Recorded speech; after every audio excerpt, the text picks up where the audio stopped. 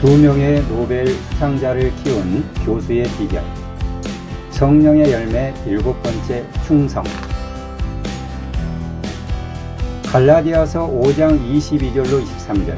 오직 성령의 열매는 사랑과 희락과 화평과 오래 참음과 자비와 양성과 충성과 온유와 절제니 이 같은 것을 금지할 법이 없느니라. 나 자신의 행복과 안위를 소중히 여기는 현대 사회에서 충성은 군대 용어 같기도 하고 구닥다리 용어 같습니다. 저와 여러분은 누군가에게 또는 무엇인가에 충성적으로 살고 계신가요? 성경적 충성이란 어떤 것이며 어떻게 사는 것이 충성스러운 삶일까요? 한 명의 노벨 수상자를 배출하기도 어려운데 두 명이나 배출한 어느 교수님의 이야기입니다. 1947년 미국 시카고 근교에 있는 위스콘신의 천체 연구소에서 근무하고 있던 천체 물리학자인 챈드레이카 박사의 이야기입니다. 하루는 시카고 대학으로부터 겨울 방학 동안 학생들에게 고고 물리학 특강을 해주십사 하는 요청을 받았습니다. 그는 흔쾌히 승낙했습니다. 그런데 몇 주 후에 그 대학에서 다시 전화가 와서는 고고 물리학 특강을 수강 신청한 학생이 2명밖에 안 되어 폐강해야 할 것 같다고 말했습니다. 그러자 박사님은 이렇게 대답했습니다. 학생 수가 적은 것은 아무런 상관이 없습니다. 제 강의를 신청한 그 두 학생이 어떤 학생인지 자료를 보내주시겠습니까?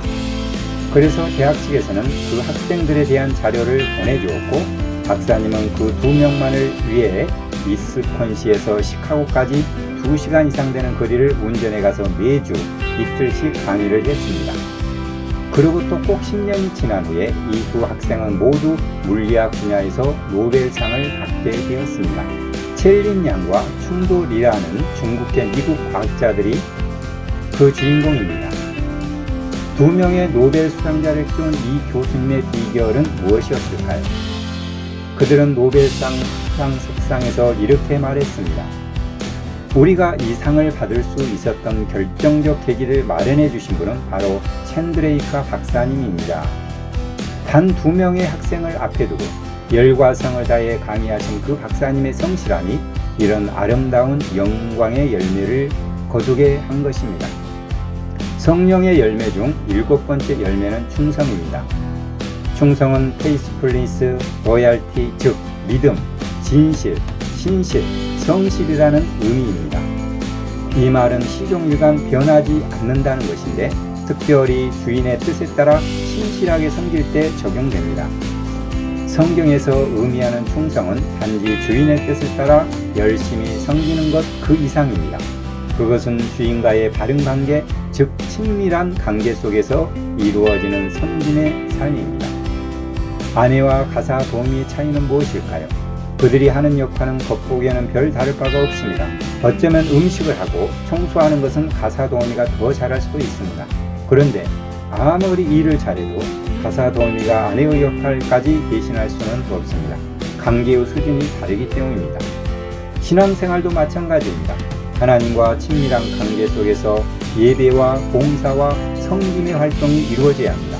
만약 하나님과의 풍성하고 친밀한 관계 없이 교회에 왔다 갔다 하고 보이기 위한 봉사 활동에만 치중한다면 결국 알맹이 없는 껍데기 신앙생활을 하게 됩니다. 충성이란 어떤 행위를 열심히만 하는 것이 아니라 섬김의 대상과의 친밀한 관계 속에서 한결같이 섬기는 것입니다.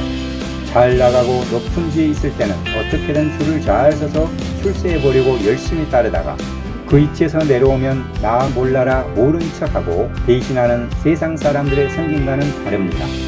성경에 나오는 비라성 같은 인물 중에서 끝까지 충성한 사람은 누구일까요? 바로 다니엘입니다. 다니엘은 나라를 잃고 억지로 끌려간 바벨론에서 숱한 어려움을 당하면서도 끝까지 하나님의 뜻을 따르며 그분을 섬겼습니다. 다니엘의 형편은 하나님을 원망할 수도 있는 척이었지만 그는 절대 그러지 않았습니다. 다니엘은 매일매일 기도와 말씀과 묵상을 통해 하나님과 친밀하고 풍성한 교제를 나누고 성령님의 인도하심을 따라 착하고 충성된 목자와 양으로 살아갔습니다. 우리 모두도 이러한 다니엘과 같은 믿음, 어떠한 환경이든지 모든 것을 극복하며 우리 주님께 맡기고 충성된 삶을 살아가시기를 주님의 이름으로 축복하고 축원합니다.